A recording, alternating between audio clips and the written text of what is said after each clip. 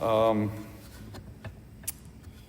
지난주에 저희가 공예배, corporate worship, 우리가 함께 모여서 예배하는 공동체다, 그것이 교회다라고 나눴습니다. 교회는 예수 그리스도를 주인으로, 왕으로 따르는 사람들의 가족, 공동체, 모임이라고 매주 말씀을 드렸죠. 그래서 모이면 무엇을 하느냐? 모이면 예배한다. 예수 그리스도께서 중심이 되시고 우리가 성경 말씀을 중심으로 모인다. 그래서 우리가 그 예수 그리스도를, 하나님을 찬양하면서 말씀을 듣고 그 말씀으로 배우는 우리 하나님을 찬양하는 모임이 또한 우리가 모이는 이유다라는 것을 우리가 나누었습니다. 또한 우리가 이렇게 예수님 이름으로 같이 모이기 때문에 매주마다 잔치했으면 좋겠다라는 말씀도 나눴어요. 비록 상다리 부러지는 잔치상은 아닐지라도 같이 물 한 잔을 나눠도 서로 기뻐할 수 있고 반가워할 수 있고 서로에게 응원이 되고 우리가 세상살이를 살아감에 있어서 나 혼자가 아니구나, 정말로 예수님께서 보내주신 형제 자매 가족들이 있구나라는 것을 확인하는 차원에서라도 우리가 연합하는 예배 자리에 함께 있으면 좋겠다라는 내용을 우리가 지난주에 나눴습니다. 오늘 일상 예배라는 주제로 장장 30분간 말씀을 나누려고 하는데, 제가 질문 하나 드릴게요. 여러분이 사랑하는 사람을 풀타임으로 사랑하십니까? 파트타임으로 사랑하십니까? Be honest. 풀타임으로 사랑하세요? 파트타임으로 사랑하세요? 이렇게 반응이 전혀 없고 웃으시는 분이 3분 반 정도 계세요. 그 말은 뭐냐면 나는 사랑하는 사람이 없다, 아니면 그것이 무슨 뜻인지 모르겠다. 여러분들 부모님 사랑하시죠? 엄마 아빠 풀타임으로 사랑하시는 분 손들어 보세요. 이걸 부모님들이 봤어야 되는데, 이런 불효 자식들을 봤어야 되는데. 여러분들 부모님들 풀타임으로 사랑하지 않습니까? 비록 덜어는 엄마 아빠 보기 싫어도 반항하고 싶어도 여러분들은 엄마 아빠를 풀타임으로 사랑하는 자녀들이에요. 저는 어느새 이제 나이가 차서 또 결혼을 해서 아이를 낳아서 아빠가 됐어요. 아빠가 되고 보니까 우리 아버지와 어머니가 나를 파타임으로 사랑하시는 게 아니었구나, 다 쏟아내셨구나라는 것을 경험하게 되더라고요. 그래서 여러분들의 부모님은 여러분들을 풀타임으로 사랑하셨어요. 지금도 한국에서 혹은 부모님 계신 곳에서 여러분들을 늘 생각하시고 새벽마다 혹은 밤마다 우리 자식 미국에서 공부 잘하고 있는지, 직장생활 잘하고 있는지, 잘 먹고 다니는지, 잠은 잘 자는지, 아프진 않는지 근심 걱정 속에서 기도하시리라고 저는 생각이 돼요. 우리가 사랑하는 사람이 있다면 파트타임이 아니라 풀타임으로 사랑하기 마련이에요. 여러분들 홍 목사님이 오늘 밥 사줬으니까 더 사랑해야지, 밥 사줄 때만 사랑하고 밥 안 사줄 때는 사랑 안 하고 그런 거 아니잖아요. 하나님이 여러분들을 풀타임으로 사랑하셨어요.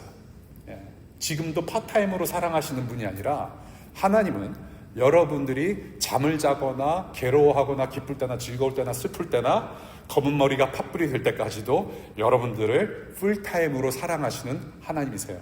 하나님의 사랑은 쉴 새가 없습니다. 쉬지 않으세요, 하나님은.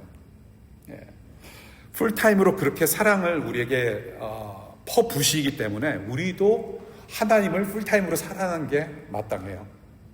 Because He loved us first, now we love Him full time. 그래서 우리가 풀타임으로 하나님을 사랑하는 자들로 만들어졌어요. 에덴 동산이 그렇게 시작한 것입니다. 하나님께서 에덴 동산을 만드시고 그다음에 사람들을 만드셨는데, 하나님께서는 사람들을 만드시고 이제 내가 너네들 딱 만들었고 모든 피조 만물들이 다 나를 예배를 하는데, 자, 내가 며칠 무슨 요일 몇 시부터 몇 시까지 예배하도록 내가 너희들한테 명령을 할게. 그때 꼭 나한테 예배를 해야 해 라고 하루 딱 날 정해서 예배하도록 하신 분이 아니란 말이에요. 창세기 1, 2장을 보면 에덴 동산 자체가 예배당이었고, 에덴 동산 자체가 하나님을 예배하는 일상의 예배 처소였어요. 일상의 예배.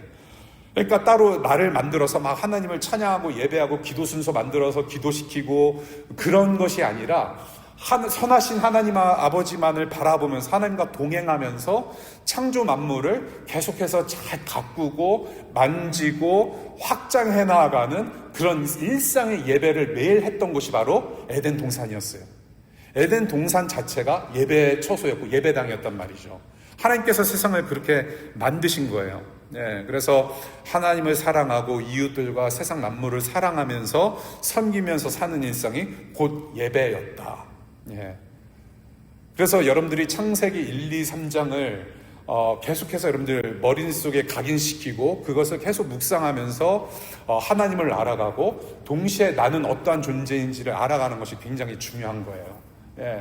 그런데 그렇게 하나님께서 세상을 만드시고 모든 사람을 예배자로 만드시고 모든 세상 것들을 예배하게끔 만드셨는데 문제가 뭐냐면 지난 2000년 기독교 역사만 보더라도 굉장히 문제를 많이 안고 살아왔습니다. 사실은 이 기독교가 주일 예배, 그러니까 유대인들로 말하자면은 유대인들의 안식일은 토요일이죠. 그리고 예수 그리스도를 믿는 사람들은 일요일이라는 특정한 날에 예수께서 부활하신 날을 기념하면서 일요일이라는 요일에 우리가 만나서 예배를 하는데 이 주일 예배를 너무 강조해 버린 거예요. 지난 적어도 2000년 동안은 주일 예배를 너무 강조하면서 동시에 일상이라는 예배가, 일상의 삶이, 성도들의 일상의 삶이 굉장히 악화되었다라는 겁니다. 약화가 됐다는 거죠. 그러니까 예배 모임이 굉장히 점점 더 화려해집니다. 사람들이 많이 모여요. 점점 더 화려해지고 이렇게 굉장히 강화가 되다 보니까 모인 참석자들의 수, 예배에 오는 사람들의 수가 결국에는 교세로 확장되는, 교세가 돼버리는 그런 기준치가 됐다라는 겁니다. 그러니까 기독교인의 비율은 어떠한가? 다른 종교와 비교해 봤을 때 몇 퍼센트다, 몇 퍼센트다. 주로 우리는 어떻게 하냐면 각 교회에 예배에 참석하는 인원으로 많이 따집니다.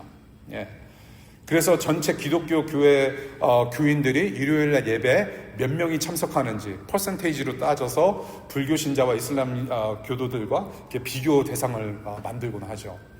그런데 이렇게 교세라고 하는 것은 사실은 우리가 눈으로 치수로 판가름할 수 있는 것들이 아니에요. 진짜 기독교인, 진짜 그리스도인, 진짜 하나님의 자녀된 구원받은 사람들은 우리의 눈으로는 확인할 수가 없어요.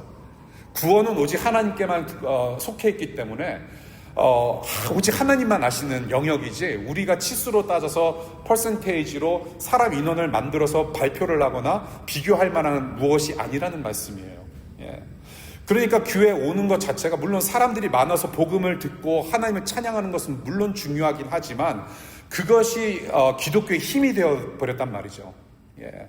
우리는 그렇게 생각하면 안 된다는 얘기예요. 하나님을 예배할 때에는 우리는 결코 숫자로 뭔가를 기준 세워서 파악해서는 안 된다. 그러니까 2000년 동안 교회라는 곳이 이렇게 시스테마이즈도 있고 인스티튜셔널라이즈가 됐기 때문에 어떤 조직화, 너무 제도적으로 우리가 변했기 때문에 그래서 예배당도 점점 더 커질 수밖에 없는 거죠. 사람들이 들어옵니다. 예배당을 더 크게 질 수밖에 없는 것이죠. 그렇게 큰 예배당을 또 유지하기 위해서는 헌금도 많이 들어야 되는 어떤 악순환이 계속 된다란 말이에요. 교인들의 헌금이 아니면 교회가 운영이 안 되는 시스템. 그래서 그렇게 주일 예배에 집중하고 점점 더 커지다 보니 그리스도인들은 일상에서 굉장히 힘을 잃어가고 있었다는 얘기입니다. 저와 여러분들이 학교 생활하고 직장 생활하고 육아를 하고 가정 생활을 할 때 정말로 빛과 소금으로 부르신 그 사명, 그 부르심을 이 어두운 세상 가운데서 우리가 그 소명 역할을 감당을 해야 되는데 굉장히 악화되어 있다는 얘기예요. 이순신 신앙, 내가 예수 믿는다는 것을 아무에게도 말하지 마라. 이순신 신앙이에요. 그게. 우리가 빛과 소금으로 이 세상에 침투해서 겸손하게 섬기는 자들로 살아가는 것이 아니라 오히려 세상 기준에 휘둘려서 마치 나도 세상에 속한 사람인 것처럼, 마치 나는 그리스도인이 아닌 것처럼 살아가는 경우들이 참 많다는 얘기예요. 우리가 오히려 세상의 시스템을 바꿔나가고 변화시키고 나로 인하여서 같은 코워커들이 변화를 받고 나를 통해서 하나님을 만나는 축복의 통로로 살아가는 것이 아니라 오히려 내 기준이 무너지고 꺾여서 오히려 세상의 기준을 쫓아가는 삶을 살 때가 많다라는 것이죠. 힘을 잃었어요. 빛이 더 이상 빛을 발하지 못하고 소금이 더 이상 짠내를 못 내요. 아무리 설렁탕에 집어넣어도 짜지 않는 설렁탕. 그런 소금이 되어버렸다는 것이죠. 그래서 우리는 점점 더 빛과 소금으로서의 어떤 역할, 그런 힘을 우리가 점점 더 잃어버리고 교회는 점점 더 커지고 동시에 우리는 제약된 시공간 안에서 우리는 멋진 찬양팀, 오늘 너무 잘해주셨어요. 스크린 꺼진 상태에서 굉장히 찬양 인도하기 힘드셨을 텐데 너무나도 잘해주셨어요. 우리가 이렇게 함께 찬양하는 것도 우리가 너무 하나님을 찬양하고 사랑하는 표현이 너무 갖춰져 있지는 않은지 그것도 우리가 좀 생각해 볼 필요가 있는 것이죠. 하나님을 사랑한다라고 우리가 찬양을 하면서 사실은 우리가 가사만 내뱉었지 그 사랑하는 마음이 과연 내가 혼자 방에 있을 때에도 그 하나님 사랑하는 마음이 그대로 유지가 되는가라고 했을 때 저는 그대로 유지된다라고 자신 있게 말씀드릴 수가 없어요. 제가 여러분들도 조금 뜨끔하실 거예요. 그래서 이렇게 이러한 예배의 형태를 우리가 진정으로 예배한다라고 할 수 있을까? 사실 두렵기도 하고 창피하기도 하고 더러는 우리가 정말로 예배가 갱신되어야 되는 부분이 바로 우리의 삶이 되어야 되고 나의 마음이 아닐까라는 생각을 하게 됩니다. 그래서 저희 교회는 이 주일 예배 모임을 예배 모임이라고 부르는 이유가 거기에 있습니다. 예배 모임에 온 거예요. 우리는 지난 2000년 동안 예배를 가는 거에 너무 익숙했습니다. 기독교인은 일요일에 예배하러 간다. 그러니까 자꾸 예배라고 하는 어떤 컨셉이 예배라고 하는 하나님을 향한 어떤 행위 자체가 너무 일요일 하루에만 묶여 있다는 것이죠. 저는 그것을 깨고 싶었어요. 일요일 예배도 중요하지만 일상의 예배, 저와 여러분들이 일상에서 살아가고 있는 그 삶 자체가 예배가 되기를 바라는 마음으로 그래 주일날 각자의 예배를 하다가 다 같이 모여서 모이는 예배로 하자. 그래서 예배 모임이라는 단어를 우리가 이제 타이틀을 우리가 사용하게 됐는데요. 그런 일요일만 예배하면 일요일만 생각하기 쉬운 그런 풍조를 우리가 따르지 않고 일상의 예배도 더불어 신실하게 살아가는 교회의 모습으로 자라갔으면 좋겠다. 그것이 저와 여러분들의 같은 마음, 공유된 마음이면 좋겠다는 생각을 해봅니다. 오늘 본문을 통해서 예수 그리스도를 믿고 따르는 우리가 어떻게 일상에서 예배를 하는 사람들이 되는지에 대해서 우리가 좀 나누려고 하는데요. 제가 우리 가족하고 우리 아이들하고 아내랑 일요일 밤에 가정 예배를 해요. 우리 아이들은 이미 이제 영어권 아이들이 되었고, 그래서 우리가 함께 일요일 이렇게 우리가 함께 모여서 예배할 수 있는 어떤 문화가 안 되었기 때문에 그래서 제가 가정 예배를 하는데 우리 아이들한테 항상 인트로덕션, 서론을 시킵니다. 자, 우리 let's worship together. intro please 하면은 세 녀석 중에 한 녀석이 딱 얘기를 해요. 오늘은 일주일의 끝이고 또 한 주의 시작이다. This is the end of a week and the beginning of a new week. 그러면서 예배를 시작해요. 우리가 일주일 동안의 삶의 예배를 끝내고 한 주간 동안의 삶의 예배를 시작하는 이 기점에서 우리가 이제 앞으로 예배 삶을 어떻게 시작할 수 있을까? 어떻게 살아갈 수 있을까?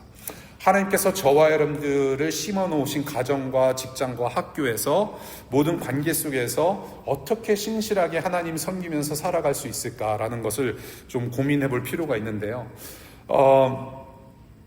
우리가 말씀을 실천하는 사람으로 앞으로 이제 우리가 일주일 동안 주님 오시는 날까지 우리가 살 텐데 이웃을 사랑하는 섬김의 삶, 그런 큰 그림 안에서 하나님께서 우리에게 주신 계명이라는 하나님 사랑하고 이웃 사랑이라는 큰 계명 안에서 오늘 본문을 좀 보면은 좋겠다는 생각도 더불어 해봅니다.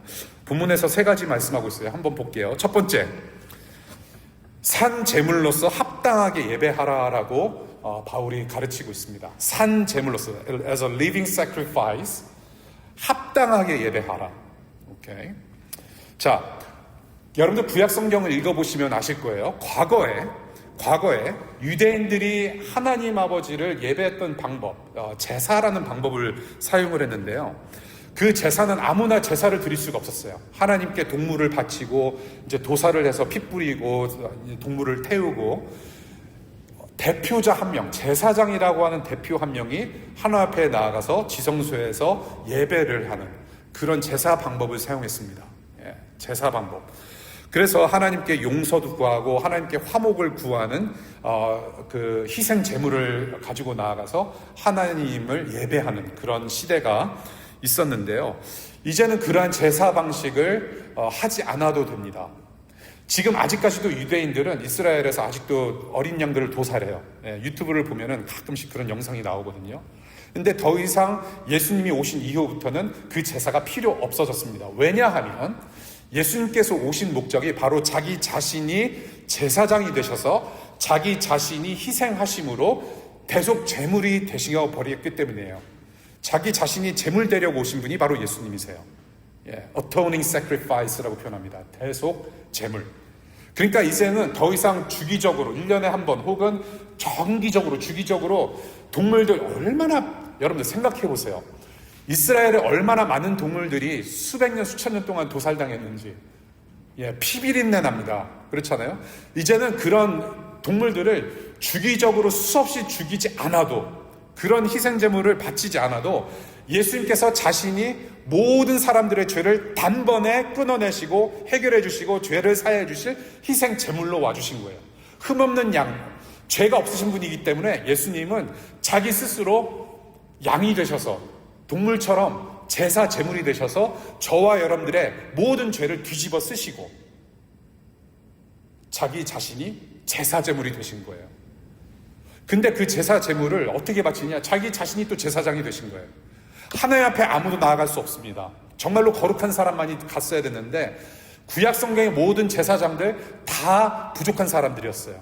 다 인간들이었습니다. 똑같이 저와 여러분들 성정이 같은 죄를 진 사람들이었어요.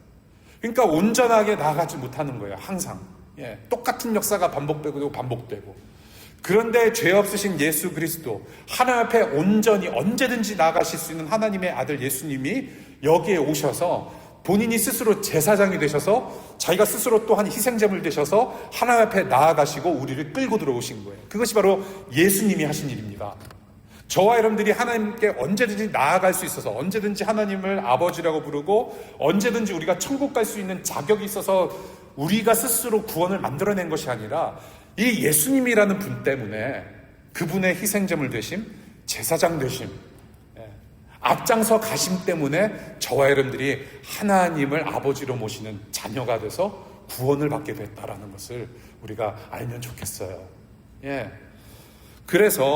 그래서 이제 중요한 파트가 뭐냐 하면, 그래서 예수님께서 최종적인 the ultimate sacrifice, 최종적인 죽은 제사로 하나님 앞에 나아가셨기 때문에, 그래서 그리고 다시 부활하셨기 때문에 그 예수 그리스도를 믿는 저와 여러분들은 이제는 더 이상 동물을 죽여서 예배를 하는 것이 아니라 저와 여러분들 자체가 예배자가 되었다라는 겁니다. 어떤 예배?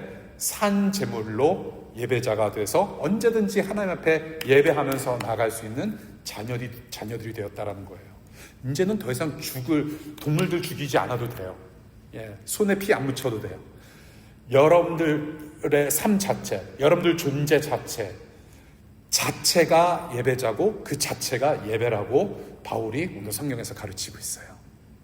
일주일에 한 번 그냥 이렇게 종교적인 의식, 리추얼을 행하는 어떤 그런 종교적인 모습이 아니라 삶 자체가, 여러분들의 being 그 자체가 예배라고 표현을 하고 있습니다.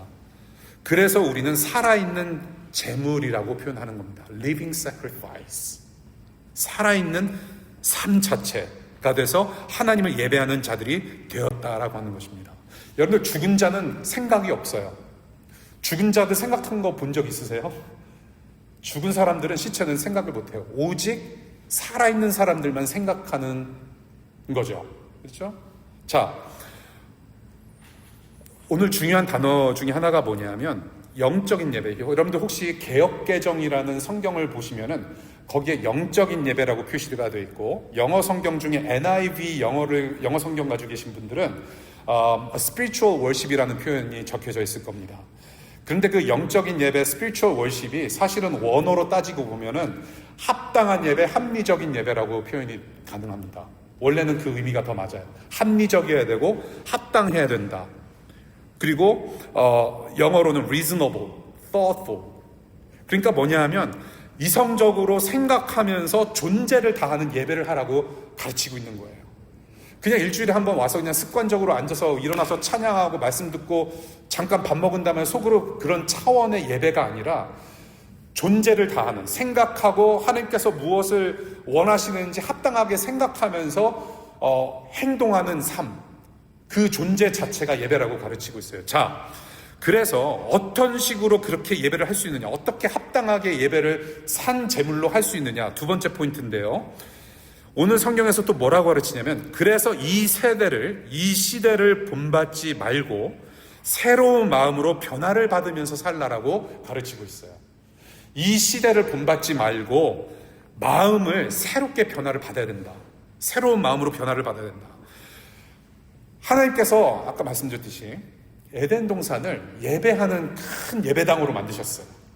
삶 자체가 예배인 그런 세상을 만드셨는데, 사람들이 자기들이 하나님 되고 싶은 욕망 때문에 하나님을 배신하고, 그래서 이 세상이 변질이 된 거예요. 그래서 죽음이 찾아왔고, 서로 치고받고 싸우고 스트레스 받고 질병 얻고, 그런 죄의 현상을 우리가 지금도 살아가고 있는데, 그렇게 변질된 가치와 기준을 중심으로 돌아가는 어떤 이 세상의 시스템에 거슬러, 그 시스템에 편승해서 살지 말라라는 거예요. 그 시스템에 따르지 말고, 혹은 이 세상에 만들어낸 모든 유행과 패턴과 그런 세상 기준의 어떤 성공을 따라 살지 말고 하나님께서 여러분들 마음을 변화시킨 그 존재 자체로 살으라는 말씀을 하는 거예요. 세상 따르지 마라. 세상의 가치와 그런 성공의 기준, 지금 눈에 보이는 것들 따라 살지 말고, 그래서 너희들은 새로운 마음으로 변화를 받아야 된다라고 말씀을 하세요. 그것이 합당하게 예배 드리는 첫 번째 포인트인데, 자, 저와 여러분들의 마음을 스스로 변화시킬 수가 없어요. 변화시킬 수 있습니까? 우리는 1월 1일이면 그냥 무너져요. 아니, 1월 2일이면 무너져요. 매해. 어떻게 무너져요? 1월 1일, 그래, 다이어트 해야지, 새해. 그 다음날 무너져요. 다이어트는 늘 다음날 하는 거예요. 그렇죠? 다음 달 하든지. 우리의 마음은 쉽게 다짐은 하지만 실천하기는 굉장히 어렵습니다. 새로운 마음을 갖기는 힘든 존재들이에요.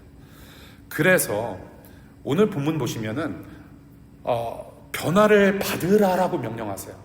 변화를 받으라는 것은 명령형입니다. 그렇죠? 코맨드예요. 근데 변해라, transform 이라고 표현하지 않고 be transformed라고 표현을 해요. 수동형입니다. 무슨 뜻이에요? What does that mean? Be transformed. 오케이. 그래, 맞아요. 여러분 생각 맞아요. 내가 스스로 변화를 일으키는 것이 아니라 제3자, 다른 파워가 들어와서 변화를 받는 겁니다. Be transformed. 그게 누구예요? 성령 하나님. 하나님이 우리를 변화시켜 주시는 그 모습대로 살으란 말입니다. 예수 그리스도의 죽음과 부활로 예수 그리스도 하나 되는 삶을 살아라. 그렇게 구원받은 삶을 사는 것 자체가 바로 예배라는 겁니다. 이제는 더 이상 죄인의 생각과 죄인의 마음과 죄인된 가치관을 따라서 사는 것이 아니라 예수님 때문에 변화된 가치관을 가지고 새로운 삶을 살으란 말씀이에요. 너희들은 그렇게 변화를 받았기 때문에, 그래서 you get to worship me. 나를 예배하는 존재다. 예수님 때문에 생각과 마음이 계속 예수님처럼 변하고 하나님 나라 수준에 맞도록 변화받는 존재로서 살아가야 된다라는 말씀을 하는 거예요. Be transformed. 이 시대를 본받지 말고. 그래서 세 번째, 조금 더 구체적으로 그럼 우리가 하나님께 어떻게 합당한 예배, reasonable worship을 할 수 있느냐. 세 번째 포인트, 마지막 포인트입니다. 그렇게 새로운 마음을 주셨기 때문에 하나님의 뜻을 분별하면서 살으라고 가르칩니다. 그렇게 새로운 마음이 들어왔기 때문에, 예수 그리스도와 연합돼서 새로운 마음으로 살게 되었기 때문에, 그래서 생각하라는 얘기예요. 분별할 줄 알아야 된다. discernment. discern하라. 분별하라라고 말씀하세요. 예수님을 닮아가는 구원에 합당하게 분별력을 가지고 실천하는 삶이 바로 오늘 성경에서 말하는 합당한 예배, 일상의 예배라고 가르쳐요. That's what reasonable worship is. Discern and do it. 자, 저와 여러분들을 자녀되게 하신 하나님 아버지께서 무엇을 기뻐하시고 무엇을 원하시고 우리가 다 같이 하나님과 언제 기뻐할 수 있는지를 분별하고 생각하고 실천하라. 그 자체가 예배다. 근데 우리는 신앙생활하면서 사실 다짐을 많이 하지 않습니까? 결단도 많이 해요. 예, 우리가 하나님과 약속도 더불어 하고, 사실 우리가 부르는 찬양들이 사실은 고백이기도 합니다. 나는 그렇게 살겠습니다. 주께서 다스리되, 그래요, 맞습니다. 주님께서 다스리시는 삶을 나도 살고 싶습니다. 그렇게 되기를 나도 소망합니다라는 고백을 하는 거거든요. 그러니까 찬양은 그냥 가라오케 앞에서 박지만이라는 가라오케가 기계를 틀어서 반주를 하면 우리는 따라 부르는 그런 형식의 노래방 같은 교회가 아니라 우리가 하나님께 정말로 중요한 고백을 하는 거예요. 예. 예. 비록 실수가 많아요. 우리가 고백하는 대로 다 살지는 못한 연약함을 안고 살지만은 그래도 지금 온전하게 예수님을 닮아가는 변화되는 과정 속에서 우리는 살아가고 있고, 그러한 어려움과 연약함과 허물 많은 이 삶 속에 들어오셔서 주님은 여전히 일하고 계신단 말이에요. 우리를 하루하루 변화시켜 주세요. 온전함으로 예수님 닮아가게. 그래서 이러한 과정 속에서 여러분들의 맡겨주신 것들이 있는데 바로 가정이고 모든 관계고 직장이고 학교란 말이죠. 예. 그래서 이러한 모든 삶의 영역 속에서 우리에게 맡겨주신 일들을 신실하게 감당하고, 그런 열심히 일하고 공부하고 우리가 열심히 생활하는 가운데서 우리가 변화받은 모습, 예수님의 성품, 하나님 아버지의 성품을 우리가 드러낼 수 있고, 우리가 맡은 일을 열심히 해냄으로 말미암아 다른 사람에게도 유익을 가져다 줄 수 있고, 나의 그러한 하나님 닮은 성품으로 말미암아 조금씩 내 옆에 있는 사람들이 변화받기 시작하고 나에게 조금 더 관심을 갖게 되고 나를 통해서 하나님을 만나게 되는 일들이 일어날 거란 말이죠. 그것이 바로 합당한 예배다. 결국에는 여러분들이 칭찬받고 여러분들이 공부와 여러분들이 하는 모든 직장인들을 통해서 여러분들이 칭찬을 받고 프로모션을 받을 때 결국에는 그 최종적으로 칭찬받는 분은 누구입니까? 바로 우리의 아버지신 하나님 아버지가 영광 받으시는 거예요. 그것이 합당한 예배다. 예. 주일날 여러분들이 열심히 예배 참석하는 것도 중요하지만 이 자리에서 영광 받으시는 하나님은 여러분들의 일상 가운데서도 그렇게 좋아하시고 영광 받으신다라는 겁니다. 여러분들의 삶을 통해서 비록 연약하고 부족한 점이 많을지라도 순간순간 하나님은 계속해서 영광 받으신다. 하나님의 영광을 드러내신다. 하나님이 하나님 되신다라는 겁니다. 교회는 세상의 빛과 소금이라고 하셨어요. You are the salt and the light. 하나님께서는 절대로 여러분들을 너희들은 빛이 될 것이고 소금이 될 것이다. 너희들은 빛이 되어야만 해. 너희들은 소금이 되어야만 해라고 어떤 약속을 하신 게 아니에요. 미래형으로 말씀하신 거 아니에요. 이미 you are already the salt and the light. 이미 교회는 빛이고 소금이다라고 가르치셨어요. 빛이 되려고 노력 안 하셔도 돼요. 소금이 되려고 노력 안 하셔도 돼요. 여러분들은 이미 빛과 소금입니다. 왜? 빛과 소금 되시는 예수님이 여러분들과 함께 있다면 그 존재로 살아가는 거예요, 여러분. 네. 그 존재로. 그렇게 살아가는 것이 바로 예배고, 그래서 이 땅에서 그렇게 예배하는 삶 자체가 결국에는 어떤 삶이냐? 바로 그것이 선교라는 것입니다. 그것이 선교예요. 1년에 한 번씩 4,000불, 5,000불 들여서 캄보디아나 중국 땅 가지 않아도 이미 여러분들은 이 땅에서 장기 선교팀으로 예배함으로 선교하는 사람들인 겁니다. 그래서 예배와 선교는 결국 하나예요. 결국 예배자는 결국 선교사입니다. 그러한 합당한 예배를 살아가실 수 있기를 축복합니다. 말씀 내줄게요. 한 1시간 남았는데 일상 예배. 여러분들 모델이 항상 필요하죠. 어떤 프로토타입, 앞으로 쫓아갈 사람들이 늘 있기 마련이에요. 여러분들 선배들이라든지 여러분들의 어떤 히어로, 영웅으로 생각하시는 분들 있기 마련입니다. 제가 미국에 15살 때 와서 참 좋은 분들을 많이 만났어요. 그런데 덜어는 잘못된 만남들이 없잖아 있었어요. 예. 누구를 만나고 누구를 따르고 누구를 앙망하느냐, 누구를 정말로 본받으면 좋겠다, 누구를 어떻게 생각하느냐가 굉장히 중요한데, 우리가 예배자라고 했을 때 이 세상에 사는 사람들, 물론 여러분들의 신앙 선배, 정말로 저 선배는 내가 좀 본받고 싶다 하는 뭐 경우도 없잖아 있을 거예요. 예, 그것은 나쁜 일이 아니지만 최종적인 프로토타입, 정말로 우리가 따라야 될 모델은 저는 예수님밖에 없다고 생각을 해요. 이 세상 그 누구도 믿을 수 없고 이 세상 그 어느 누구도 히어로나 영웅이 돼서는 안 된다고 저는 생각을 해요. 예. 물론 존경하는 것, 리스펙트는 또 다른 문제예요. 리스펙트는 해야 되지만 we don't worship them. Okay? 우리가 진정으로 예배하며 따라야 할 근본적인 펀더멘탈하고 정말로 최종적인 모델은 예수 그리스도예요. 여러분들 잘 생각해 보세요. 예수님은 블루칼라 노동자였어요. 목수일. 예. 블루칼라 노동자였는데 한번 생각해 보세요. 예수님이 2000년 전에 이 땅에서 일을 열심히 하실 때 오늘 해야 할 일 내일로 미루신 분 같아요? 여러분들 한번 생각을 해보세요. 오늘 대패질 해야 될 거 내일로 미루시거나 대충 못질 대충 해서 그냥 가구 대충 해서 비싸게 파는 사람이었을 것 같아요? 상상이 안 되시잖아요, 여러분. 그렇지 않아요? 아니, 예수님이 오늘 할 일을 내일로 미루셔? 아니, 못질을 이딴 식으로 하셔, 예수님이? 대패질 이렇게 해가지고 그냥 거칠거칠 해가지고 그냥 손님들 손에 가시가 박힐 정도로 이렇게 허접한 일을 하신단 말이야? 팁은커녕 패하기도 싫은 그런 예수님이셨을까요?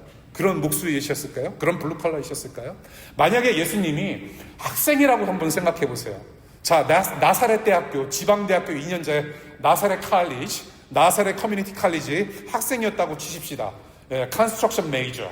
오케이. 못질하는 것부터 시작해서 설계 도면 보는 거 배우러 학교를 다니는데 마침 예수라는 분이 스칼라십을 받았대요. 예, 장학금을 받았어. 그런데 이 예수라는 학생이 수업을 안 가. 장학금 받았는데 수업은 안 가. 계속해서 그냥 맛집 돌아다녀. 예, 계속 그거 인스타 올리고, 예, 맛집 간 거 자랑하고, 그리고 이제 시험 때 되면 그냥 벼락치기. 저 겔맨 도서관 5층 그냥 들어가가지고 화장실도 조용하지 얼마나 천국 같아. 언제든지 딴짓할 수 있고, 근데 공부는 또 해야 되겠고, 페이퍼 써야 되겠고. 예수님이 만약에 그런 삶을 사셨다고 생각해 보세요. 여러분들 상상이 가세요? 바로 그거예요. 예수님은 열심히 하셨을 거예요. 왜? 하나님 아버지의 영광을 드러내시려고 이 땅에 오신 분이기 때문에. 하나님은 학생이셨어도 열심히 힘들어도 강의 시간 충실히 지키셨을 거예요. 다른 사람들 페이퍼 컨닝하지 않고 쿼테이션, 풋노트 잘 적어서 아네스트하게 공부하셨을 것 같아요. 저도 장학금 받아서 옆 학교 왔다 갔다 했었거든요. 근데 오히려 장학금을 받으면서 공부를 하고 보니까 더 부담이 생기는 거예요. 왜냐하면 장학금을 누가 줬을 것 같아요? 누군가가 학교에 선물한 거예요. 이 학교에서 공부하는 학생들 조금이나마 도움이 되고 싶습니다라고 자기들의 재산을 투자한 겁니다, 여러분들한테. 그러면 어떤 부담이 있어요? 거룩한 부담이 들어와야 돼요. 내 공부를 위해서 누군가가 나에게 투자를 했구나. 그러면 나는 이 투자된 학비를 가지고 나는 공부를 어떻게 해야 될 것인가 고민해야 돼요. 함부로 스킵하지 않고 이것을 몇 배로 내가 불려서 나도 전달해야 되겠다. 나도 베푸는 삶을 살아야 되겠다라는 어떤 확고한 결심이 서야 되는 공부를 하시란 말이에요. 예. 남들하고 똑같이 예수 믿지 않는 사람들하고 똑같이 행동하지 마시고 직장에서도 똑같아요. 예. 우리 인간관계에서도 똑같단 말이죠. 저는 저와 여러분들이 주일 예배도 계속해서 왔으면 좋겠어요. 힘들더라도 제가 자리 깔아드릴 테니까 여기서 조셔도 돼요. 예, 괜찮아요. 예. 우리가 가족이니까. 예. 같이 밥상머리에서 하나가 돼서 같이 먹기도 하고 같이 기도도 하고 같이 말씀도 보고 같이 생활하는 가운데 일상에서도 그런 예배자가 됐으면 좋겠어요. 빛과 소금의 맛을 잃어버리지 않는 우리가 각자의 삶 속에서 정말로 최선을 다해서 사는 삶으로 말미암아 우리를 통해서 하나님이 드러나고 우리를 통해서 다른 사람들이 아니 쟤는 뭔데 저렇게 열심히 공부하고 저렇게 열심히 일하지? 왜 이렇게 사람이 겸손하지? 뭔가 달라진 것 같다. 작년에 제가 아니다라고 그런 이야기를 들으면서 우리가 하나님께 영광 올려드리는 그런 예배자로 우리가 살아갔으면 좋겠어요. 저 역시도 마찬가지예요. 세상이 점점 더 어두워집니다. 폭력과 억압이 이 가짜 복음을 내세워서 사람들을 억압하는 시대에 우리는 살아가고 있습니다. 이거 쉽지 않은 결과를 낳을 것 같아요. 저도 매일같이 굉장히 스스로 결단하면서 예수 그리스도의 복음을 내가 잃지 않고 내가 배신하지 않고 예수 그리스도의 복음을 실천하면서 이 삶을 마감해야 되지 않을까라는 각오를 제가 매일같이 하는데요. 분명한 것은 뭐냐면 작은 예수들로서 살아가는 것, 십자가를 지고 살아가는 것은 쉽지 않은 일이지만 분명한 것은 우리 주님은 그냥 보고 계시지 않습니다. 교회를 통해서 일하시고 여러분들 끝까지 보호하신다라는 믿음을 주세요. 그 소망 하나 가지고 우리는 살아가는 겁니다. 몸이 힘들고 마음이 지치고 힘들더라도 우리는 어떤 핍박이 와도 우리는 이겨낼 수 있어요. 여러분들 일상에서 제 일상을 조금 말씀을 드리고 마치도록 할게요. 저도 이제 직장 생활을 하면서 교회를 섬기고 여러분들과 같이 밥 먹고 그런 삶을 살아요. 또 가정 애들 챙기고 주로 아빠가 하는 일 뭘까요? 라이드 주는 일 그리고 찍사 드라이버 앤 포토그래퍼 그 일을 저는 신실하게 잘해요. 저도 이제 직장 생활하면서 저도 여러분들처럼 속된 말로 빡치는 경험들을 많이 해요. 짜증나고 힘들고 정말 때려치고 싶고 진짜 어떤 손님들 만나면 내가 이렇게까지 해야 되나 싶고 근데 그게 세상인 걸 어떻게 해요? 사람들이 뭐 다 똑같습니까? 그렇지 않아요. 다양한 사람들을 만나는데 최근에 지난 몇 년 동안 만난 손님이 있어요. 계속해서 주기적으로 만나는 손님인데 이 손님은 나를 만날 때마다 그 나를 얕보는 제가 동양 사람이라서 그런지 얕보는 수위가 점점 낮아지는 것 같아요. 서로 막 친해지는 게 아니라 점점 나를 이렇게 낮게 여기는, 나는 그분을 낮게 여기는데 그분은 나를 낮게 여기는 것 같아요. 근데 이래서는 안 되겠다. 마음이 좀 속상하고 정말 다시 만나고 싶진 않은 블랙리스트에 올릴 만한 손님인데 한 번은 최근에 만날 일이 있어요. 근데 하필이면 그분 이름이 뭐냐면 베들레헴이에요. 여자분인데 그 여자분 손님이 베들레헴이에요. 근데 제가 볼 때는 이디오피아에서 오신 분인데 베들레헴, what a name, what a beautiful name. 누가 베들레헴 이름 들어본 적 있어요? 베들레헴이라는 이름? 예루살렘이라는 이름도 들어보지 못했잖아요. 베들레헴이에요. 그래서 내가 작정하고 그분하고 이제 대화를 좀 해야 되겠다. 그래서 이제 손님하고 만날 기회가 있었는데 여전히 나한테 이제 틱틱거려요. Hey, Miss La, you know what your first name means? 당신 그 베들레헴이라는 이름의 뜻을 아느냐? 그랬더니 안 돼요. 그러면서 House of Bread. Yeah, that's right. 베들레헴이라는 뜻은 Beth, House라는 뜻이고요. 라헴은 빵이라는 뜻이에요. House of Bread. 그래서 예수님께서 태어나신 그 장소가 베들레헴이잖아요. 그런데 예수님이 나중에 뭐라고 선언하세요? 자기는 생명의 빵이라고 선언하시지 않습니까? 그래서 우리가 성찬식 때 이게 빵을 찢으면서 예수님의 살을 찢기는 것을 우리가 기념을 하듯이 예수님이 우리의 빵으로 오셨다. 그래서 제가 설명했어요. That's right. Your name is so beautiful. 정말 아름다운 일입니다. 예수님이 자기가 빵이 되셔서 오신 분이다. 살짝 예수님 소개했고 살짝 예수님 얘기했어요. 복음. 깜짝 놀라요. 이 동양애가 어떻게 베들레헴이라는 뜻을 알지? 막 그랬을 것 같아요. 그때 살짝 누그러지더라고요. 저를 대하는 태도가 달라졌어요. 그런 경험들이 계속 있는데요. 어둠 속에 빛을 이런 식으로 발하시는구나, 하나님이. 나만의 유익이 아니라 이것을 통해서 저 상대방도 하나님이 회복시켜 주시고 만져주시기도 하고 나도 이웃을 바라보는 시각이 조금 달라지고 지혜가 생기는 것 같고 그러는 것 같아요. DC의 수많은 이웃들, 이 미국 땅에서 이웃들이 요즘 정부로 인해서 엄마 아빠가 자녀들하고 떨어지는 그런 상황을 우리가 지금 계속 목격하고 있어요. 저는 이번에 우리가 일상 예배라는 주제로 설교를 준비하면서 우리 교회가 일상의 예배의 한 일환으로서 우리가 공동체적으로 함께 할 수 있는 일이 무엇이 있을까? 하나님께서 기뻐하실 만한 합당한 예배가 무엇일까라고 생각했을 때 우리가 이 커뮤니티 안에, 이 DC 안에 흩어져 있는 그런 이산 가족들을, 남아있는 가족들을 우리가 조금이나마 우리가 섬기고 보살펴 줄 수 있지 않을까.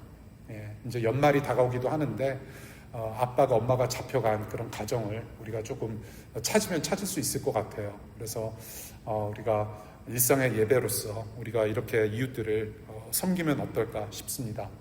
참 선교사, 참 예배자로서 우리가 예수님을 닮아가면서 우리 존재를 다해서 동시에 이웃들을 좀 끝까지 사랑하는 일상의 예배를 우리의 삶 속에서 신실하게 잘 살아나갈 수 있기를 축복하며 말씀 맺겠습니다. 기도하겠습니다. 이 시간 잠시